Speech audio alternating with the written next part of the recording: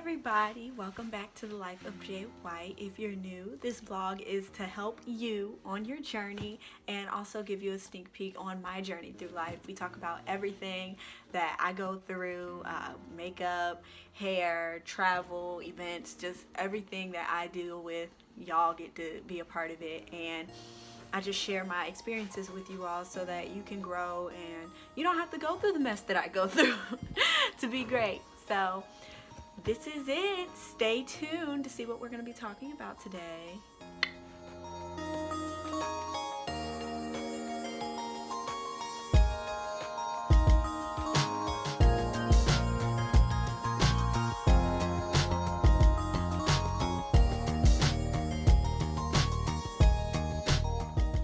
Okay, so today we're going to be talking about searching in your brokenness.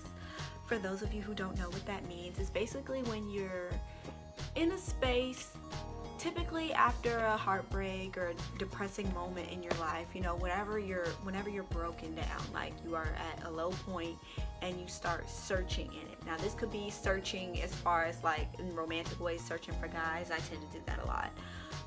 You could be searching for a new job, searching, you know, trying to find yourself in blogs, YouTube channels, all of that. Like you're just searching for something while you are broken. Okay, we're gonna go into the pros and cons of that. Okay, so firstly, I just want to talk about searching for love in your brokenness. All right, when you are searching for love in your brokenness, yes, there are pros and cons. There are mostly cons, but there are some good things that do come out of it. Searching for love in your brokenness, I would just say the good thing that comes out of it is that it teaches you about yourself. Like, and that's for all of the searching that you do in your brokenness, to be honest. It teaches you more about yourself than it does about anybody else. It really shows you who you are when you are low, and it also shows how you act under pressure. And I feel like it's really important for us to know those things about ourselves so that we can like effectively grow and progress, and we can pinpoint those areas of, okay, why am I this low and why do I act like this when I'm in this place, you know? And I feel like we don't do a lot of like real criticism of ourselves. You know, we like look to see where our flaws are, but we don't look beyond of, well, why are they there? Why am I feeling this way, and why is this my go-to reaction versus anything else? So it definitely does teach you about yourself. Another thing that I would say searching for your brokenness does for you is, if you are like me and you search for guys and you know you do all of this stupid stuff while your feelings are hurt just to get your mind off things, like it definitely does provide you with a certain like peace to be able to come back and deal with your issues later. Like I'm a come back to it after I've processed it kind of person. Like I will not fully deal with my emotions until I can process them for what they are, and that's when the searching for other people kind of comes in, you know. And that's like a process that I do. I mean, I'm not proud of myself for doing that, but that's how I act, and it really does like give me that space that I need to like fully deal with myself. So I would say that could be a good thing that comes out of it. You get your space. Another thing that searching for love in your brokenness does is, after a while, after you've gone through the cons, you get to a place where you can objectively look at relationships. Like, okay, so the most recent dude that I dealt with, you know, I don't want to say that he got his feelings hurt, but I'm pretty sure I hurt his feelings. And it's because we were looking at what we were from two different lenses. I feel like he was looking at it from the way he felt lens, which is what most people do. They look at, you know, and I was doing that before. It was all about me and what I felt and what I thought I needed, and what, you know, it's just not enough objectivity in there. And it's like I was looking at it from what was smart, what was best for both of us in the situation. Like I knew I was not emotionally available. I knew that I'm not ready for a relationship, and I expressed these concerns to him, and I told him I would like to talk to you and like continue to FaceTime you and stuff, but I don't want to be too close. And I feel like he wasn't receiving that very well. I don't think he really like let it settle in that that's what I wanted, you know. And he was like very relationship minded, or at least acted that way toward me. And I mean, although I've been hurt before, that pain allowed me to get to a place where I could objectively look at the next situation based on where I am emotionally, the vibes I'm getting from this other person, and like, how can we have a good relationship outside of being a couple or whatever. Because I knew I wasn't in the place for that, and I knew where he was emotionally, maturity wise, like his emotional maturity, like he was in a place of attachment and, you know, wanting something so bad without looking at the signs that are in front of you. And I've been there, but I'm past that place. So I was like, it was a weird maneuverance. I mean, I didn't handle it the best way that I could, but you live and you learn. So I can definitely say that Searching for Your Brokenness teaches you how to be objective. Like, once you learn the lessons from the cons and stuff from it, you're able to look at a situation for what it is instead of what you want it to be. And that is so important to know how to do that. The cons, the flip side, you get so much wasted time and energy. And if you're like me, like, time and energy are two things that you hate to waste. And so you feel horrible that you wasted your time and your energy. And then that puts you in a deeper broken place. And so it's just this endless cycle of, God, I wasted this time, I wasted this energy, I'm so stupid, or he doesn't like me, or nobody likes me, or my life isn't going the way it is. And it just puts you in this endless pit of despair until you finally pull yourself up by the bootstraps and say, no more. So that happens. And then also, when you're broken, when you're in a broken place, that means your cup, y'all know I love the cup analogy. What did I say? Your cup is for you. Whatever is in your cup is for you. You are supposed to serve people with your overflow. If you are broken, that means there is no overflow. Your cup is already losing water because it is broken. It is losing water because it is broken. When you are trying to fill yourself up with somebody else is not going to give you what's in their cup, because they understand that what's in their cup is for them. So you are exerting more energy trying to receive energy from someone that's not going to give it to you, and now you are no longer in a place where your cup is half full or half empty. It is depleted. You are barren, it is dry, and your cup is still broken, and now it is empty.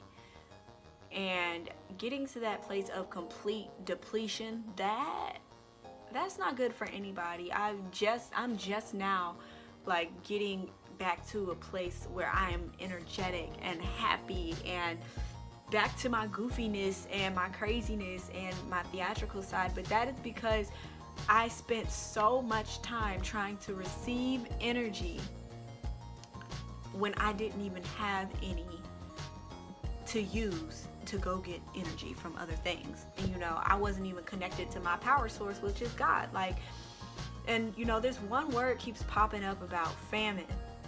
Like, I listened to God's gossip yesterday about you gonna feel me, and then, you know, today I was going on the Instagram story looking at people's stories, and famine popped up again. And I'm just like, you know, that's a perfect example of what it's like to search in your brokenness. Like, you know, God puts you in those positions so that you can get empty and depleted, and he'll like restore you because he's the power source. But like, yo, it's just so much that you lose when you're doing that. Like, when you are exerting so much energy to put energy back into yourself when all you need to do is pray, like that, you can't, like, you can get the energy back, but you can't get that time back. Like, you know, like, you can't get that back. So that's a con. And then I would say another con of that would be is your hurt feelings. At the end of the day, you're broken, and you just breaking yourself more by like going out here and seeking out all these things that you know are no good for you, but you want to belong so bad. And it's just like, no, boo-boo, you gotta deal with your pain. You know, you gotta deal with your brokenness, and then you can go like exploring the world. Like, but you have to get to a place where you can deal with your brokenness. You have to deal with it, and you have to fix it, and then you can go beyond and do whatever it is that you want to do, or find whatever it is you want to find. But that's that. All right, so in a professional business lifestyle situation of searching in your brokenness, you just lost the job, you know, you just got scammed out of $30,000. You know, you lost some friends, whatever, like that kind of brokenness. You know, when you are in that space, I would say the pros are you get to see what you're made of. You get to see what you are made of. Like in that moment, it's a teaching moment. You learn more about yourself. You get to see, okay, when I'm down to the wire and there's nothing left for me to do, what do I do? You get to know that about yourself, and that resilience that you have, and that strength you have, and that power you have to turn nothing into something. Like that right there, that is a big pro, and that's going to help you in the next stage of your life after you get out of the broken place. Once you like remove yourself from the broken place and you are in your place of healing and growth, that perseverance, that strength, that power, that's all going to be evident. That's going to come out even harder in that moment, because you're going to remember what it was like to be broken, and you're not going to go back to that place. You're going to fight every day to make sure you are not down that low again.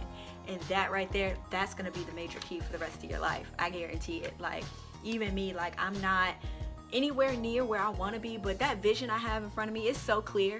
Like it ain't never been more clear in my life how bad like I want to grow and be a better person now because of everything I've dealt with up until now. So like when you are in your broken place, you definitely see what you're made of. You know what it is. You know yourself like the back of your hand, and that is awesome.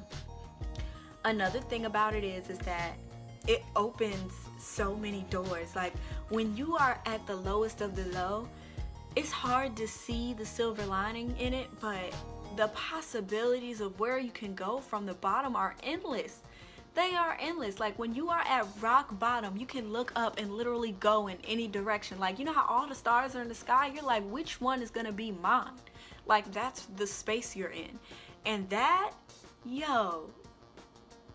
like that's mind-boggling. Like when you see what you're made of and then you realize that I can go anywhere from here because I can't get lower than rock bottom, so I can only go up, but I can go at any angle, any direction, and any placement that I want. I can literally create a brand new atmosphere for me to dwell in.